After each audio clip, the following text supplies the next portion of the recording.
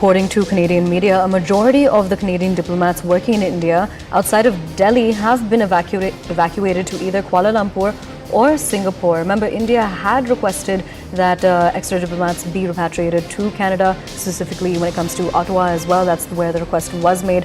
There was a number of over 40 diplomats for which this request was made. But MAA spokesperson Arindam Bagchi has stated that India is just seeking parity when it comes to diplomatic presence in either of the nations. For more on this, we're crossing over to CNN News 18's Foreign Affairs correspondent Abhishek Jha.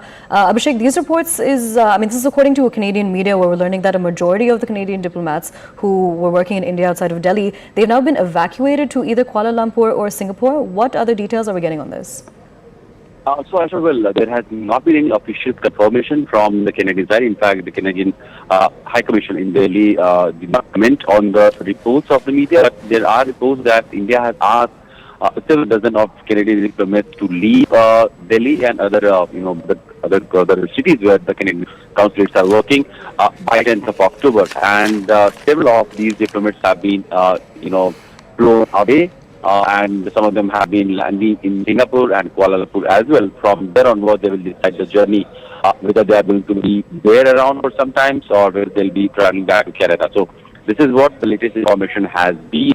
The exact number of diplomats is apparently around 41, and the deadline that India has set for them to leave is by 10th of October. And there are hardly 5 days left, and by that time, all the diplomats will have to leave, or then there could be some steps taken by the Indian side that would include, declaring them persona non grata or, ending their diplomatic immunity. So something that would be further downgrading the diplomatic ties between the two nations. So, to avoid any such crisis, Canada has tried to evacuate most of its diplomats who have now been away from the country. Several of them have already left, the report is suggesting.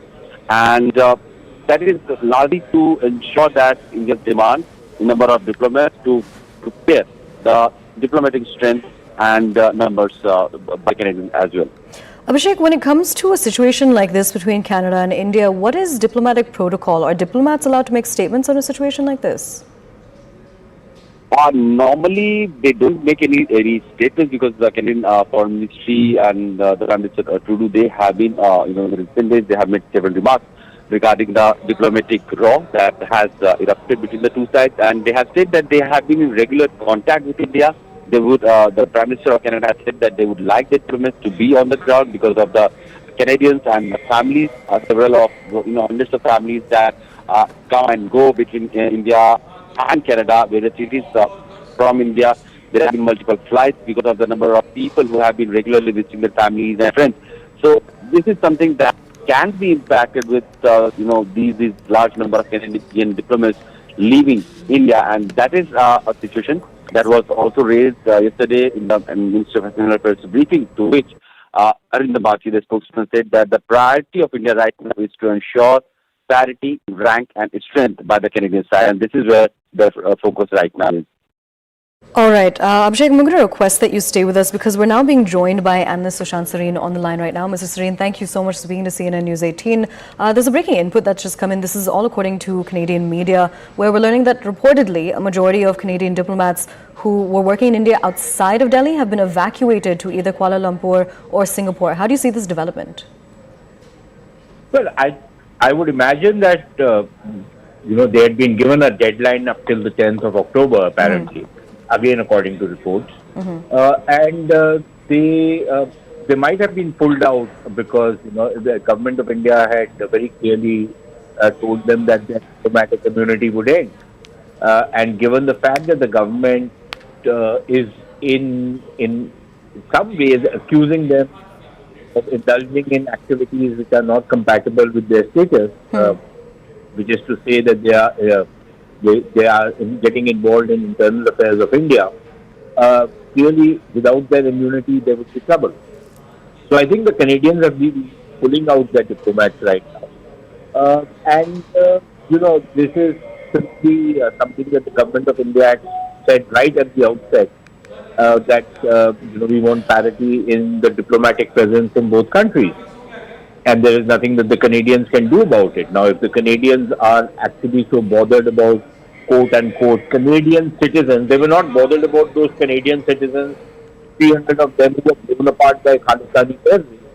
They're not bothered about Canadian citizens who are intimidated, threatened, even killed by some of these thugs in Canada, but they're bothered about Canadian citizens living in India or having connections in India.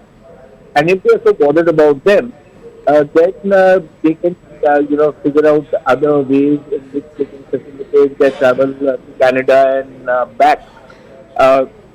But it's no skin of India's nose, because the Canadians have upped the ante. They are the ones who have spoiled this relationship by pandering to a pampering anti-India group, take them a free hand,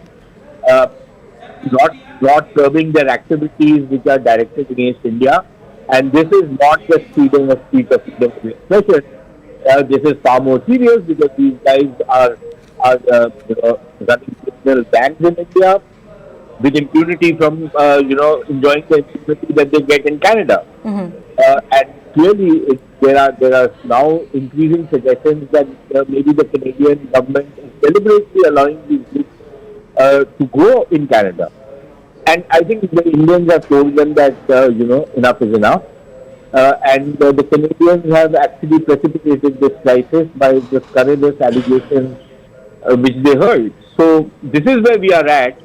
Perhaps things will cool down in the future.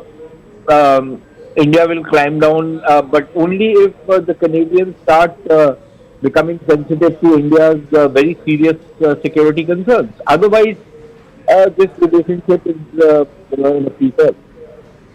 Valid points, Mr. Sareen. Thank you so much for speaking to us here at CNN News 18 about this. Remember, it's also important to note that the Ministry of External Affairs has said that this is only moved to make sure that there's parity